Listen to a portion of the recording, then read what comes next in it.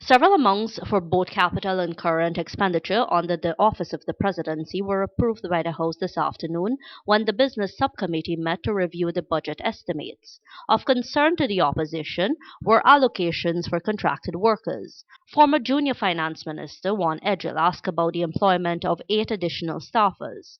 Minister of State Joseph Harmon listed several of those employed as new government advisors. Those are Mr. Frederick McWilford, designation, head of the political division, salary $500,000. Professor Clive Thomas, presidential advisor on sustainable development, salary $500,000. Edward Collins, advisor on national security, salary $500,000. Aubrey Norton, presidential advisor on youth employment, $500,000. Mark Archer, presidential liaison officer, $500,000. Gary Best, presidential advisor on environment, $500,000. Those were hired after May 16th when the government took office. A number of others who were on the payroll before the May elections remained there. We'd like to have the figures. It is a standard thing that you receive at your time.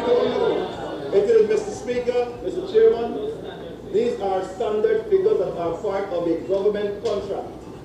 And this is the government contract for advisors. $35 million has been budgeted for contracted employees in this budget.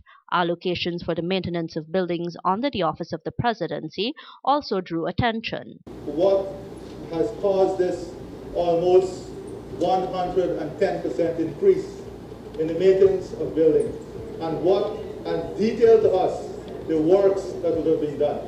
On the expenditure, caters for maintenance of the Ministry of the Presidency complex, Bidford House, Castellani House, and the Chelijagan Research Center, Inc. Mr. Speaker, the sums actually deal with the issues that are related to flooding of the presidential complex. PPP Member of Parliament Irfan Ali and Minister Harmon. Some $24 million had been budgeted for these works.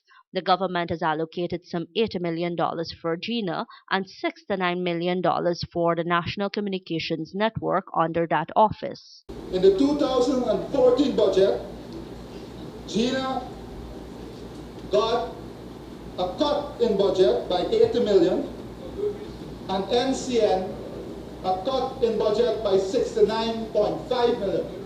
Can I ask the Honorable Minister, what has changed so drastically? The sums that are listed here are sums that are actually being budgeted by the previous administration and put there. The other sums which we will deal with under the Ministry of the Presidency, we will deal with that, but you put it here. Harmon later explained that these amounts were spent under the last government. Amounts for current expenditure for these two agencies are listed under the Office of the Prime Minister, and under this budget, GINA gets $70 million and NCN gets $27 million. For Prime News, Nazima Ragabir.